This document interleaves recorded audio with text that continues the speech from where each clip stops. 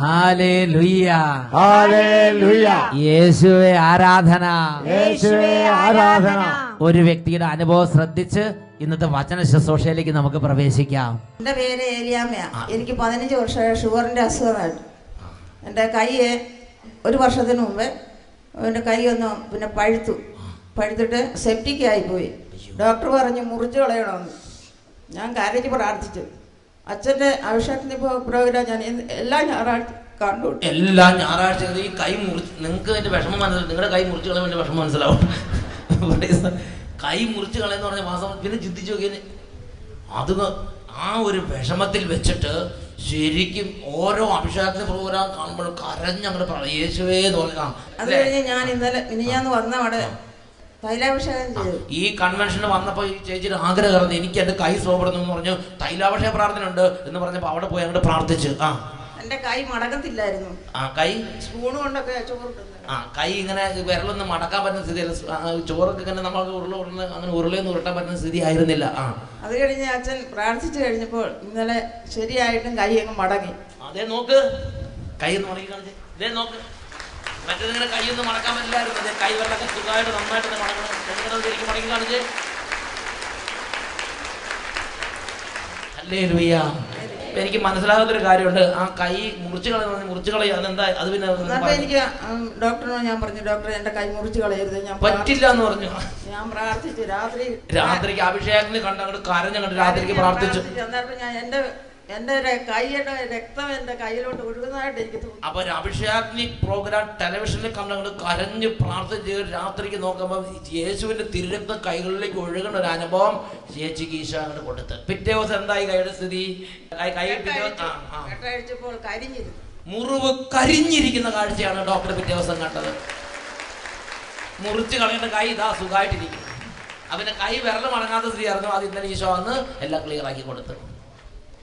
Hallelujah, hallelujah. അതായത് ഈ കൈ പഴുത്തിട്ട് ഒരു വർഷമായിട്ട് മുറിവ് ഉണങ്ങാത്ത സംഗതി എന്ന് ഓർക്കണം. കൈ പഴുത്തിട്ട് മുറിവ് ഉണങ്ങണില്ല. ഷുഗർ 15 വർഷമായി ഷുഗറുള്ള ആളാണ്. അതൊന്നും അത്ര എളുപ്പമല്ല. ഈ ഷുഗറിന്റെ പ്രശ്നമൊക്കെ വന്നു കഴിഞ്ഞാൽ അത് ഇങ്ങനെ ഇരിക്കുകയാണ്.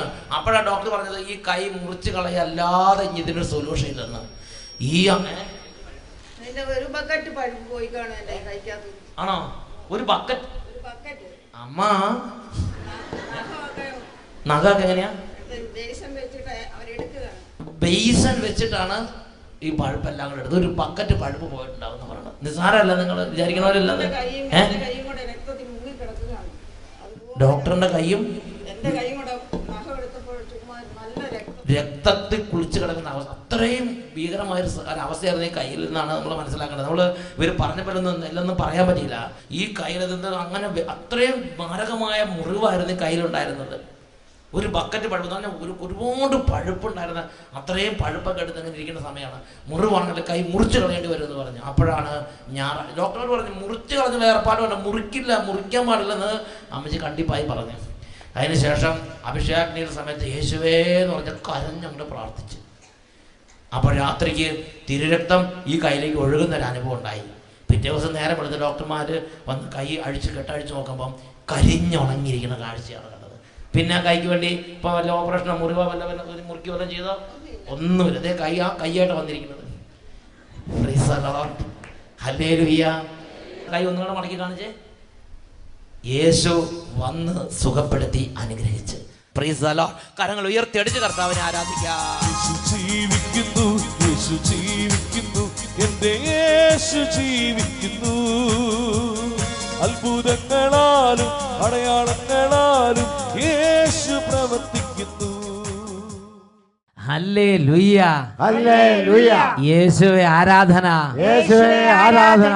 ഈ നിമിഷങ്ങളിൽ എഴുന്നേറ്റ് നിന്ന് നമുക്ക് പ്രാർത്ഥിക്കാം. എല്ലാവരും എഴുന്നേറ്റ് നിന്നേ. ഒരു വലിയൊരു കൂട്ടായ്മയാണിത്. ഈ കുട്ടികളെ എനിക്ക് ഭയങ്കര ഇഷ്ടമാണ്. കാരണം അഭിഷേകാഗ്നിയുടെ ബെസ്റ്റ് ഫ്രണ്ട്സാണ് കുട്ടികൾ. തീരെ ചെറിയ കുട്ടികൾ പ്രത്യേകിച്ചും. പിന്നെ വിദ്യാർത്ഥിനികൾ അവരെല്ലാ രാജ്യങ്ങളിലിരുന്ന് ഈ സമയത്ത് പ്രാർത്ഥിക്കുകയാണ്. പ്രിയപ്പെട്ട സഹോദരങ്ങളെ, എണ്ണയില്ലാത്ത വിദ്യാർത്ഥിനികളെ ഈശോ അനുഗ്രഹിക്കുന്ന സമയമാണിത്. അതുപോലെ രോഗികളെ ഈശോ വാത്സല്യത്തോടെ വാരി പുണർന്ന് അനുഗ്രഹിക്കുന്ന സമയമാണ്. 2000 വർഷങ്ങൾക്ക് മുമ്പ് പലസ്തീന രാജ്യത്ത് എങ്ങനെ മനസ്സലിവോടെ പാവപ്പെട്ട മക്കളുടെ ജീവിതങ്ങളിലേക്ക് ഈശോ ഇടപെട്ടോ അതുപോലെ ഇടപെടുന്ന സമയമാണിത്. പ്രിയപ്പെട്ട മക്കളെ, പ്രാർത്ഥിക്കുമ്പോൾ ഈശോ ആവശ്യപ്പെട്ടിരിക്കുന്ന ഒരു കാര്യം നല്ല ഉണർവോടെ ഭക്തിയോടെ പ്രാർത്ഥിക്കണം. പ്രഭാഷകന്റെ പുസ്തകത്തിൽ 27-ാം അധ്യായത്തിലെ 3-ാമത്തെ തിരുലിഖിതം, ദൈവഭക്തിയിൽ ദൃഢതയും തീഷ്ണതയും ഇല്ലാത്തവന്റെ ഭവനം അതിവേഗം നശിക്കും. ഉറക്കെ പറയാ ഹല്ലേലൂയ, ഹല്ലേലൂയ. അതുകൊണ്ട് പ്രാർത്ഥിക്കുമ്പോൾ നല്ല ഭക്തിയോടെ പ്രാർത്ഥിക്കണം. കൈകൾ കൂപ്പി ഒത്തിരി കുടുംബങ്ങളിൽ മുട്ടുകുത്തി കൈകൂപ്പി പ്രാർത്ഥിക്കുന്നവരുണ്ട്. ഇപ്പം നിങ്ങൾ എല്ലാവരും എഴുന്നേറ്റ് നിന്ന് നല്ല കൈകൾ ഉയർത്തി ഉറക്കെ സ്തുതിക്കാൻ പറയുമ്പോൾ ഉറക്കെ സ്തുതിക്കണം. 2 കരങ്ങൾ ഉയർത്തി നമുക്ക് ഉറക്കെ സ്തുതിക്കാം. ഹല്ലേലൂയ, ഹല്ലേലൂയ. യേശുവേ ആരാധന, ആരാധന. കർത്താവേ, ഈ ഭവനങ്ങളെ അവിടുന്ന് ഇപ്പോൾ സന്ദർശിക്കണമേ. ഇടപെടണമേ, ഇടപെടണമേ, ഇടപെടണമേ. ഓ എന്റെ ദൈവമേ, അങ്ങയുടെ ആത്മാവ് ഇപ്പോൾ കുടുംബങ്ങളിലേക്ക് വ്യാപരിക്കട്ടെ. ഓ മഹത്വത്തിന്റെ രാജാവേ, ഓ സർവശക്തനെ, നിലവിളി കേൾക്കുന്നവനെ, മനസ്സലിവുള്ളവനെ, ഇന്ന് വരെ അത്ഭുതങ്ങളിലൂടെയും അടയാളങ്ങളിലൂടെയും അങ്ങയുടെ ജനത്തോട് സംസാരിച്ചവനെ, ഈ രാത്രി ഇടപെടണമേ. കുടുംബങ്ങളെ സന്ദർശിക്കണമേ, സ്പർശിക്കണമേ. രോഗികളെ എഴുന്നേൽപ്പിക്കണമേ. ദുഃഖഭാരങ്ങൾ എടുത്തു മാറ്റണമേ. സകല കുടുംബങ്ങളുടെ അന്ധകാര ആവരണങ്ങളെ തുടച്ചു നീക്കണമേ. ഹല്ലേലൂയ, ഹല്ലേലൂയ. യേശുവേ, യേശുവേ, യേശുവേ, അഭിഷേകം ചെയ്യണമേ. ഹല്ലേലൂയ, ഹല്ലേലൂയ. യേശുവേ, എല്ലാ വഷളത്വങ്ങളും മാറട്ടെ കർത്താവേ. മല്ലടിക്കുന്ന പ്രവൃത്തികൾ മാറിപ്പോട്ടെ കർത്താവേ. എതിർപ്പിന്റെ അരുവി വിട്ടുപോട്ടെ കർത്താവേ. സർവ പൈശാചിക ശാസിക്കുന്നു, സർവ അന്ധകാരത്തെ ബന്ധിക്കുന്നു. കുടുംബങ്ങളെ പീഡിപ്പിക്കുന്ന ദുരാത്മാവെ വിട്ടുപോവുക. കുട്ടികളെ ഈ രോഗികളെ ശല്യം ചെയ്യുന്ന ദുരാത്മ പീഡകളെ ഇന്നിതാ യേശു നാമത്തിൽ കൽപ്പിക്കുന്നു, കൂട്ടത്തോടെ വിട്ടൊഴിഞ്ഞു പോവുക. ഹല്ലേലൂയ, ഹല്ലേലൂയ. യേശുവേ ആരാധന, ആരാധന. യേശുവേ ഇപ്പോൾ ഇവരെ തുടരണമേ കർത്താവേ. ഹല്ലേലൂയ, ഹല്ലേലൂയ. യേശുവേ ആരാധന, ആരാധന. യേശുവേ ആരാധന, യേശുവേ ആരാധന. യേശുവേ സ്തോത്രം, യേശുവേ നന്ദി, യേശുവേ സ്തോത്രം, യേശുവേ ആരാധന. സ്വസ്ഥാനങ്ങളിലേക്ക് നമുക്ക് ശാന്തമായിരിക്കാം. ഇന്ന് നാം ചിന്തിക്കുന്ന വിഷയം കുറ്റം പറഞ്ഞ് ചിരിക്കരുത്.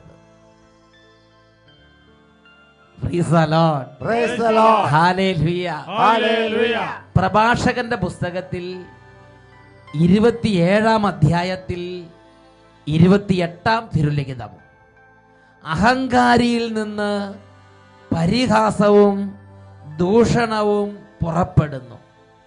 പ്രതികാരം സിംഹത്തെ പോലെ അവന് വേണ്ടി കാത്തിരിക്കുന്നു. വചനം നമുക്കൊന്നേറ്റ് പറയാം. അഹങ്കാരിയിൽ നിന്ന് പരിഹാസവും ദൂഷണവും പുറപ്പെടുന്നു. പ്രതികാരം സിംഹത്തെ പോലെ കാത്തിരിക്കുന്നു. Hallelujah, hallelujah. പ്രിയപ്പെട്ട സഹോദരങ്ങളെ, എന്താ ഈ വചനത്തിന്റെ അർത്ഥം? അഹങ്കാരി. അവിടെ 2-3 വാക്കുകൾ ശ്രദ്ധിക്കുന്നു. 1 അഹങ്കാരി, 2 പരിഹാസം, 3 ദൂഷണം. ദൂഷണം. ഇന്ന് ദൂഷണം എന്ന ആ ഒരു വാക്കാണ് നാം വിശകലനം ചെയ്ത് പഠിക്കാൻ പോകുന്നത്. ദൂഷണം, പരദൂഷണം. എന്താ അതിൻ്റെ അർത്ഥം?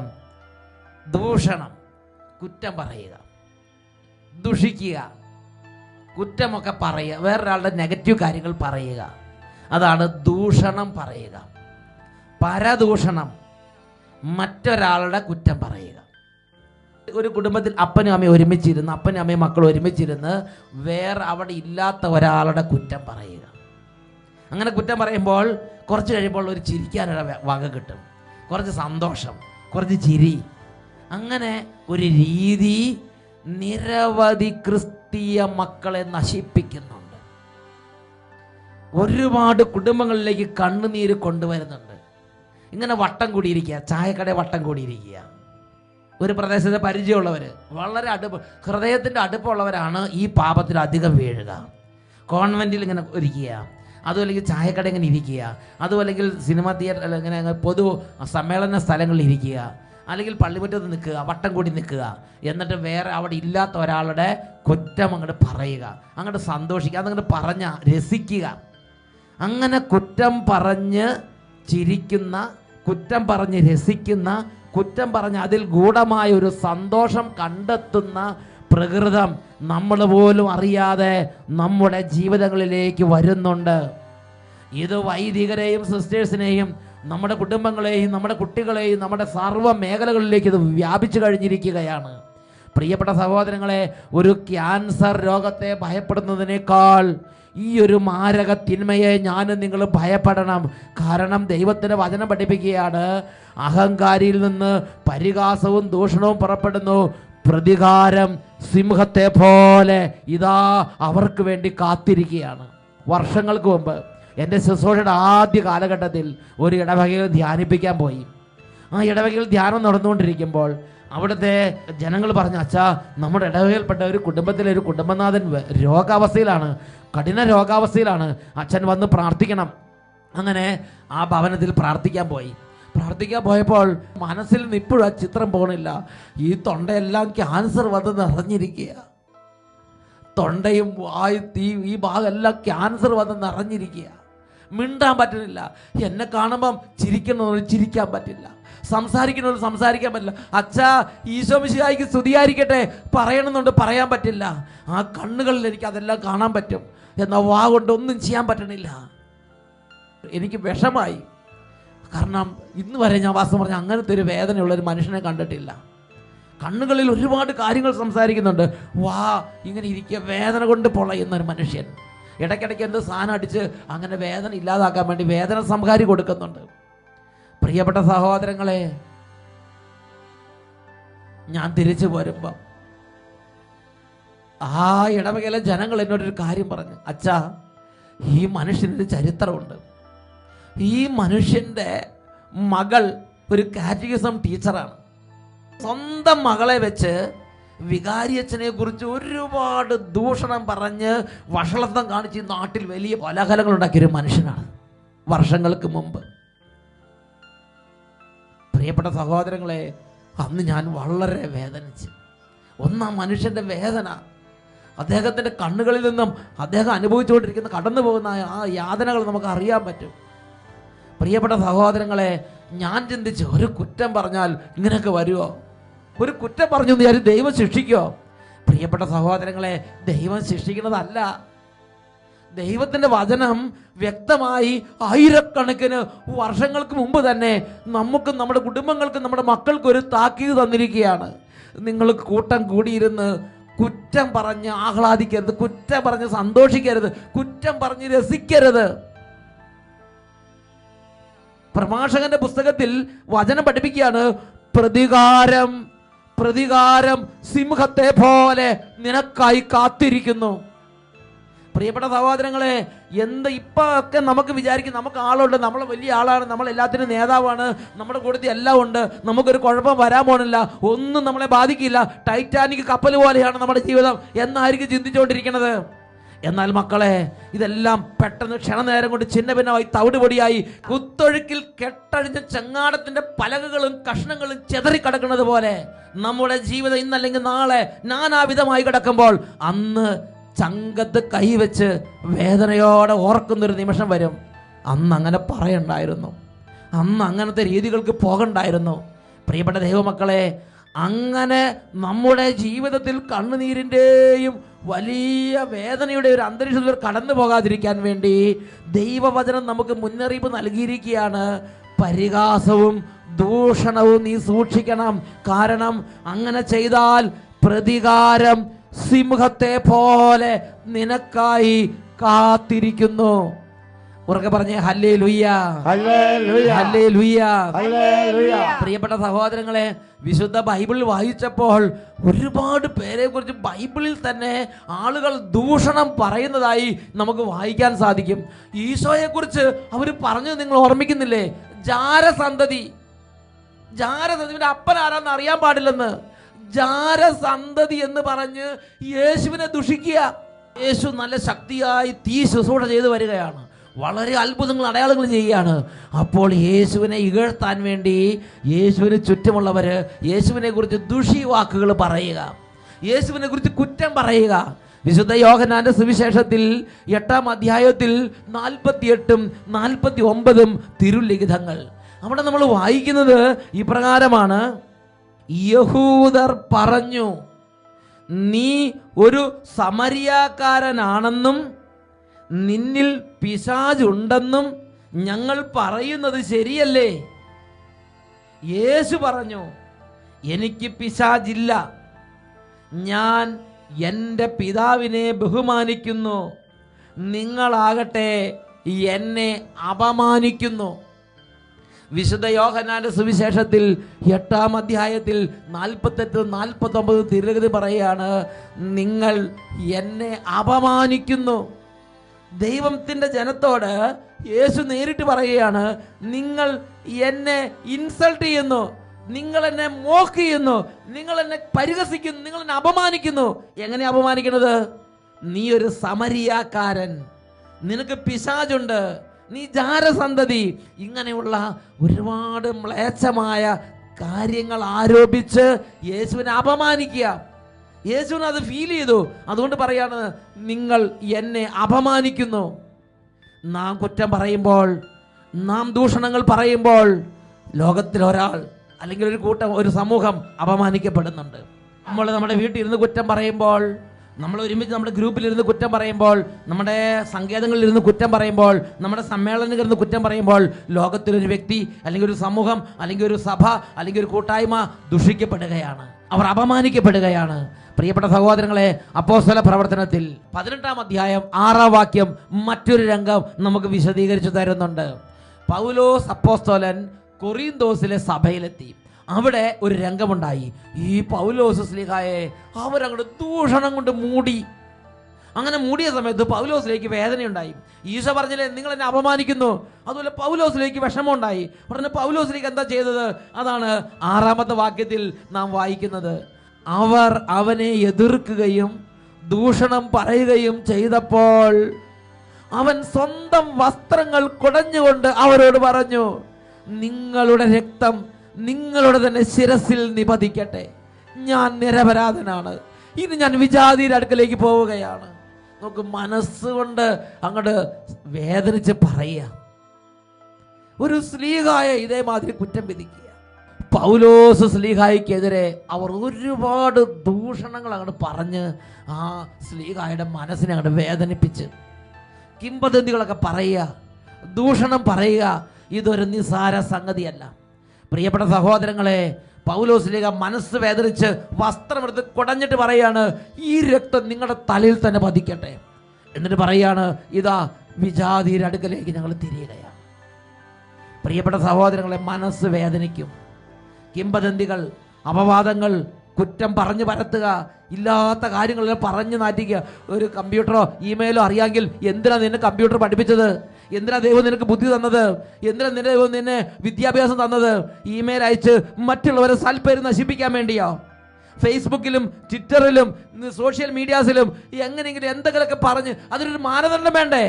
നീ എഴുതിയ ഇമെയിലുകളും നീ അയച്ച ഇടപെടലുകളും ഓരോ കാര്യങ്ങളും വഴി എത്രയോ പേരുടെ മനസ്സ് ഈ ലോകത്തിൽ മുറിഞ്ഞിട്ടുണ്ട്. എത്രയോ പേരുടെ ഹൃദയം നൊന്നിട്ടുണ്ട്. എത്രയോ പേര് ഈ രക്തം ഇവന്റെ തലയിൽ പതിക്കട്ടെ എന്ന് പറയാൻ ഇടവന്നിട്ടുണ്ട്. പ്രിയ ദൈവവൈതലേ, ഇതൊക്കെ നിസ്സാരമായി പോകുമെന്ന് നീ വിചാരിക്കുന്നുണ്ടോ? ഇതാ പ്രതികാരം സിംഹത്തെ പോലെ നിനക്ക് വേണ്ടി കാത്തിരിക്കുന്നുണ്ട് എന്ന് ദൈവവചനം മുന്നറിയിപ്പ് നൽകുകയാണ്. വീണ്ടും അപ്പോസ്തല പ്രവർത്തനം 28-ാം അധ്യായം 3-4 തിരുലിഖിതങ്ങൾ, അവിടെ മറ്റൊരു രംഗം നമ്മൾ കാണുകയാണ്. പൗലോസ് അപ്പോസ്തലൻ വലിയൊരു കപ്പൽ അവിടെ എല്ലാം കഴിഞ്ഞ് ആളുകൾ ഒരു വിധത്തിൽ കരയിലെത്തിച്ചേർന്നു. മാൾട്ട ദ്വീപിലെത്തിയ സമൂഹം. അങ്ങനെ കൊടും തണുപ്പ്. അവർ കുറച്ച് ചുള്ളിക്കമ്പുകൾ പെറുക്കിയെടുത്ത് തീ കായാൻ വേണ്ടി പോവുകയാണ്. 3-4 വാക്യങ്ങളിൽ ഒരു രംഗമുണ്ട്. അവിടെ നമ്മൾ വായിക്കുന്ന എങ്ങനെയാണ്? പൗലോസ് കുറെ ചുള്ളിക്കമ്പുകൾ പെറുക്കിയെടുത്ത് തീയിലിട്ടു. അപ്പോൾ ഒരു അണലിപ്പാമ്പ് ചൂടേറ്റ് പുറത്തു ചാടി അവന്റെ കയ്യിൽ ചുറ്റി. പാമ്പ് അവന്റെ കയ്യിൽ തൂങ്ങിക്കിടക്കുന്നത് കണ്ട് നാട്ടുകാർ പരസ്പരം പറഞ്ഞു, ഈ മനുഷ്യൻ ഒരു കൊലപാതകയാണെന്നതിൽ സംശയമില്ല. അവൻ കടലിൽ നിന്ന് രക്ഷപ്പെട്ടെങ്കിലും ജീവിക്കാൻ നീതി അവനെ അനുവദിക്കുന്നില്ല. പ്രിയപ്പെട്ട സഹോദരങ്ങളെ, ഒരു സാഹചര്യം ഉടനെ തന്നെ ദൂഷണം പറയാൻ തുടങ്ങുക. നമുക്ക് ഉള്ളിൽ ദുഷ്ടത കിടക്കുമ്പോൾ, ഒരു സങ്കീർണ സാഹചര്യം വരുമ്പോൾ, ഒരു അപകടം വരുമ്പോൾ, ഒരു തിന്മ വരുമ്പോൾ ഉടനെ ദൂഷണങ്ങൾ അവരെ നേരെ അഴിച്ചുവിടുക. ഈ മനുഷ്യൻ കൊലപാതകി, ഈ മനുഷ്യൻ ദൈവകൃപയില്ലാത്തവൻ, ഈ മനുഷ്യൻ ദുഷ്ടൻ, ഇവൻ നീചൻ, ഇങ്ങനെ ഓരോരുത്തരെ കുറിച്ച് തിന്മ നിരൂപിക്കുക, തിന്മ പറയുക. പ്രിയപ്പെട്ട സഹോദരങ്ങളെ, അങ്ങനെ കുറ്റം പറയരുത്, കുറ്റം ആരോപിക്കരുത് എന്ന് തിരുലിഖിതം വെളിപ്പെടുത്തിയിരിക്കുകയാണ്. കുറ്റം പറയുമ്പോൾ ഉണ്ടാകുന്ന മനസ്സിനൊരു ഹരമുണ്ട്, അത് വേണ്ട എന്ന് തീരുമാനമെടുക്കണം. പ്രിയപ്പെട്ട സഹോദരങ്ങളെ, സംഖ്യയുടെ പുസ്തകത്തിൽ 12-ാമത്തെ അധ്യായത്തിൽ 1 തൊട്ട് 16 വരെ വാക്യങ്ങൾ, അവിടെ മിറിയാമും അഹ്റോനും കൂടി ഇരുന്ന് മോശയുടെ ഭാര്യയായ കുഷ്യ സ്ത്രീയെ പ്രതി മോശയുടെ കുറ്റം പറയുകയാണ്. അതിന്റെ പ്രത്യാഘാതം എന്താണ്? ഈ മിറിയാം 7 ദിവസം കുഷ്ഠം പിടിച്ച് ചെറിയ കുട്ടികളുടെ ശരീരം അളിഞ്ഞിരിക്കുന്നത് മാതിരി അവൾ അങ്ങനെ 7 ദിവസം പാളയത്തിന് പുറത്ത് പാർക്കേണ്ടി വന്നു എന്ന് സംഖ്യയുടെ പുസ്തകത്തിൽ 12-ാം അധ്യായത്തിൽ നാം വായിക്കുകയാണ്. ഈ നിമിഷങ്ങളിൽ എഴുന്നേറ്റ് നിന്ന് നമുക്ക് പ്രാർത്ഥിക്കാം. പ്രഭാഷകന്റെ പുസ്തകത്തിൽ 27-ാം അധ്യായത്തിൽ 28-ാം തിരുലിഖിതം, അഹങ്കാരിയിൽ നിന്ന് പരിഹാസവും ദൂഷണവും പുറപ്പെടുന്നു, പ്രതികാരം സിംഹത്തെ പോലെ അവന് വേണ്ടി കാത്തിരിക്കുന്നു. 2 കരങ്ങൾ ഉയർത്തി ഉറക്കെ സ്തുതിക്കാം. Hallelujah, hallelujah, hallelujah. കർത്താവേ, ഈ കുടുംബങ്ങളെ അനുഗ്രഹിക്കണ കർത്താവേ, ഈ കുടുംബങ്ങളിലേക്ക് കൃപ ചൊരിയണ കർത്താവേ, ഈ കുടുംബങ്ങളെ അങ്ങോട്ട് ഇപ്പോൾ അഭിഷേകം ചെയ്യണ കർത്താവേ, തെളിഞ്ഞ കൃപ നൽകണ കർത്താവേ, എല്ലാ ദൂഷണ സ്വഭാവങ്ങളും കുടുംബത്തിൽ കഴുകി കളയണമേ കർത്താവേ, സർവ്വ തിന്മകളെ കഴുകണമേ കർത്താവേ. ഹല്ലേലൂയ, ഹല്ലേലൂയ, ഹല്ലേലൂയ. യേശുവേ, യേശുവേ, കുട്ടികളെ രക്ഷിക്കണമേ കർത്താവേ, യുവതിവാക്കന്മാരെ രക്ഷിക്കണമേ കർത്താവേ, മാതാപിതാക്കന്മാരെ രക്ഷിക്കണമേ കർത്താവേ, സമൂഹങ്ങളെ രക്ഷിക്കണമേ കർത്താവേ. ഹല്ലേലൂയ, ഹല്ലേലൂയ. യേശുവേ, ആരാധന, ആരാധന. യേശുവേ, യേശുവേ, യേശുവേ, യേശുവേ. ഹല്ലേലൂയ, ഹല്ലേലൂയ. യേശുവേ, ആരാധന, ആരാധന. യേശുവേ, സ്തോത്രം. യേശുവേ, നന്ദി. Praise the lord. ഹല്ലേലൂയ, ഹല്ലേലൂയ. തിമോത്തിയോസിന് എഴുതിയ 2-ാം ലേഖനത്തിൽ 2-ാം അധ്യായത്തിൽ 26-ാം തിരുലിഖിതം, തൻ്റെ ഇഷ്ട നിർവഹണത്തിന് വേണ്ടി പിശാച് നിങ്ങളിൽ ചിലരെ അടിമകളാക്കിയിട്ടുണ്ടെങ്കിലും അവർ സുബോധം വീണ്ടെടുത്ത് തിരിച്ചു വന്നേക്കാം. Price the Lord, price the Lord.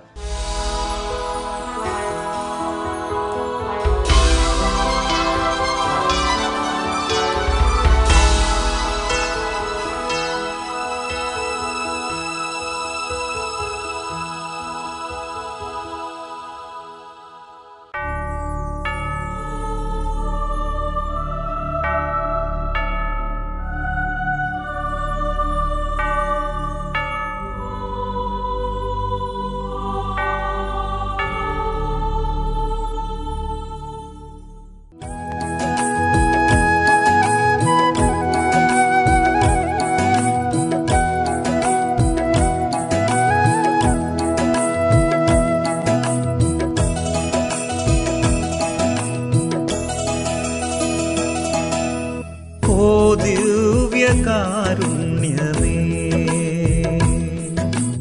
ഓ സ്നേഹപാരമ്യമേ, എന്നുള്ളിൽ നീ വന്നിടണേ, അലിവുള്ള എൻ ദൈവമേ, എന്നുള്ളിൽ നീ വന്നിടണേ, അലിവുള്ള എൻ ദൈവമേ, ഓ ദിവ്യകാരുണ്യമേ, ഓ സ്നേഹപാരമ്യമേ.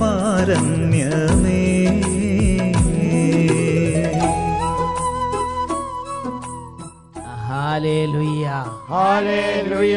എല്ലാ ദൈവമക്കളും അവരവരായിരിക്കുന്ന സ്ഥലങ്ങളിൽ നിന്ന് 2 കരങ്ങൾ ഉയർത്തി ദിവ്യകാരുണ്യ ഈശോയുടെ മുമ്പിൽ ഹൃദയഭാരങ്ങൾ സമർപ്പിച്ച് ഉറക്കെ സ്തുതിച്ച് ആരാധിക്കുന്നു.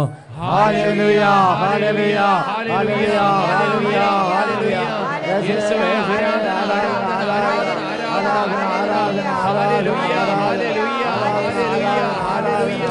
യേശുവേ, ഉള്ളിൽ നീ വന്നിടണേ, അലിവുള്ള എൻ ദൈവമേ, ഓ ദിവ്യകാരുണ്യമേ,